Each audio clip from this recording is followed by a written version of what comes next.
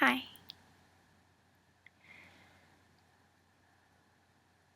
Suppose you're wondering why I've called you here today. It's because you and I have to have a little chat.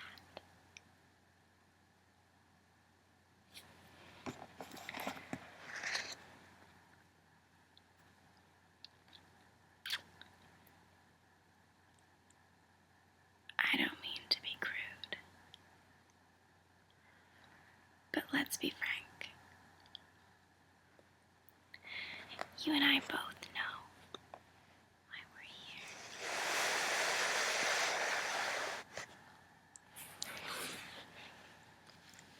here. I'm here to make money. And you are here to make money. Now I'm gonna level with you. I have very, very selfish, cruel, illegal intentions. I don't really have a plan, but rest assured, I will have what's due to me. And I want to make a proposition.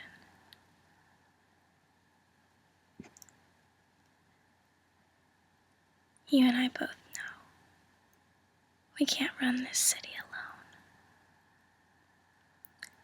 I need help. And I think you're just the person to give it to me.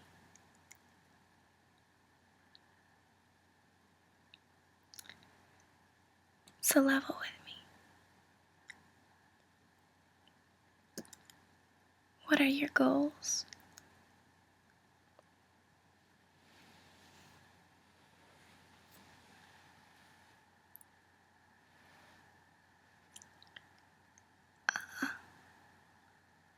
Then ours are the same, aren't they?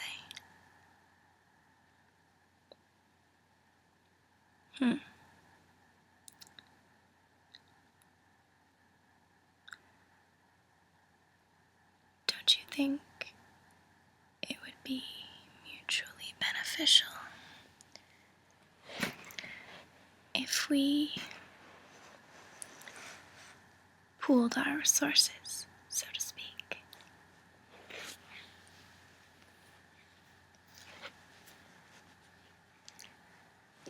I've got information that you need, and you've got information that I desperately want. But here's the clincher. I can walk away from all this. What you know, I can find out. But what I know, let's just say the pools of information have all dried up, so to speak, if you catch my meaning. So I'm going to inform you that you're at a serious disadvantage at this negotiation process. Darling. Well, it's an unfortunate thing, but what can you do? Business calls. You're a businessman. I'm sure you understand. Now, the way I see it, this could go two ways.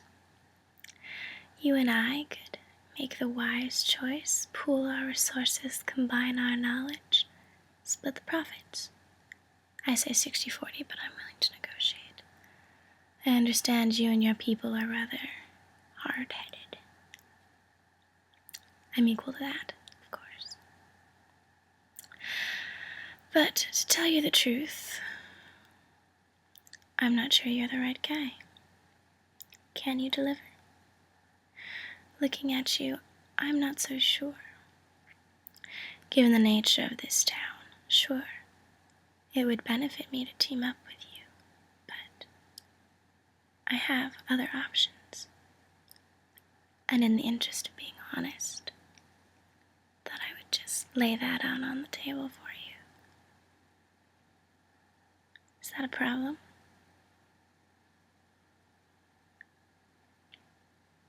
Well, it doesn't matter. It doesn't matter either way. So, what do you think of my proposition?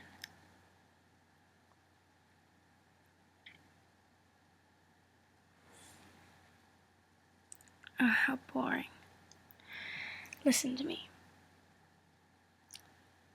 Together, you and I have this whole town in the palm of our hand. Think of how satisfying it would be to just apply a little pressure. I have that strength. And let's say you provide the fist. I'm speaking just based on sheer numbers. Your people do outnumber mine, but I'm going to go out on a limb and say that I have access to pools of information that you don't. And I think you know it. And while I'll admit that coming here, unarmed and alone, with a proposition for you was not to be crude, but ballsy, I think you'll see that I have some negotiating payoff. I'm sure you know the people that I'm in contact with.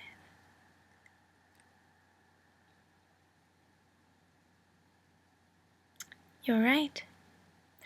And some others that I've kept a little better under wraps. But you're a smart person. I'm sure you could unravel it if you just dig a little deeper. But you know what? I'll never tell you where the information came from. Imagine if one day I was to suddenly disappear rather mysteriously into thin air.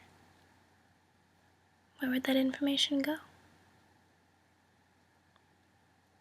Sure, it's all very well to steal it from me. Don't think I don't know that your people were behind that break-in last month. But if I was gone, I wonder how you'd get voting statistics out of that. Oh, so moral and ethical politician.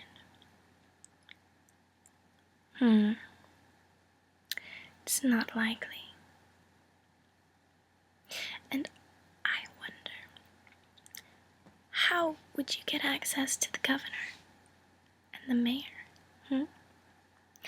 I'll tell you, you wouldn't. And while I'll admit that your point that I don't exactly have the arms to back up my threats is substantiated, I assume that my counter-offers would be enticing enough to sway your opinion.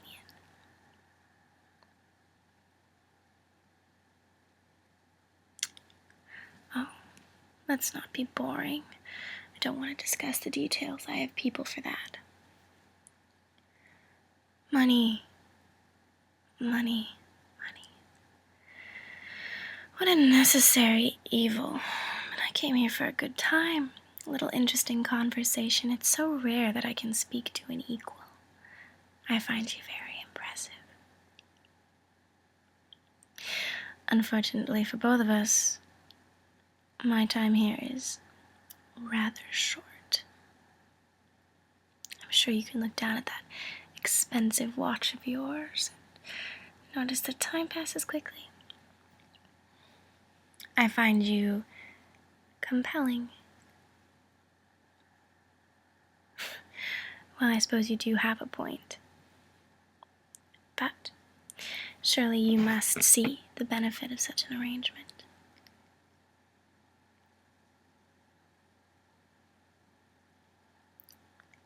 I knew you'd see a reason. I have a few stipulations. It's a matter of protection. I do hate to be dull, but a girl has to think of her future, you know. Can't be too cautious with these things. Yes. Well, I'm sure you have your own thinking to do. But I think that with my sources of intelligence and your, how shall we put it, brawn. This could be a very lucrative relationship. Well,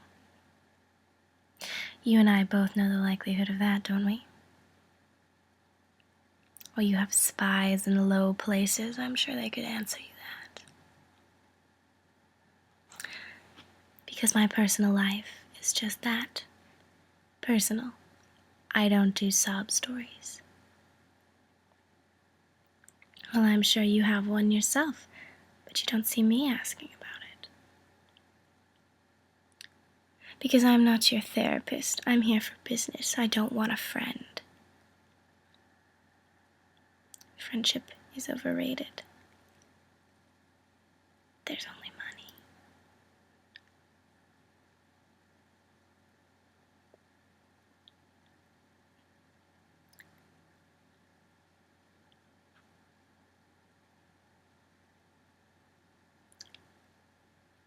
An interesting idea.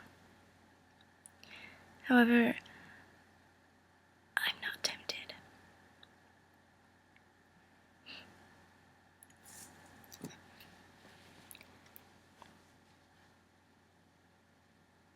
Well, you can run the numbers by my people.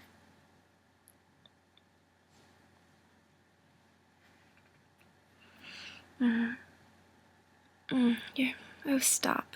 You're doing that thing again when you talk about numbers. It's boring. I came here for an interesting conversation and a business proposition, and now you want to go talking about body counts and burial grounds and guns and ammunition. It's dull. I'm not interested. I prefer to live in the more theoretical realm of things. Because it's so much more fun, don't you think? Rather than sully your hands with all the nitty-gritty, the knives and the gun wounds, the stranglings and the body bags. It's far, far preferable to dwell in a higher plane. Because you and I, we're a different class of criminal, aren't we? We deal in ideas. And as much as you might like to pretend you're a brute thug, there's no hiding the intelligence behind your eyes. You're a smart person. And you and I were equals. I think you could say that we deserve each other. So don't talk to me about numbers. Because we have a mission. And frankly, my dear,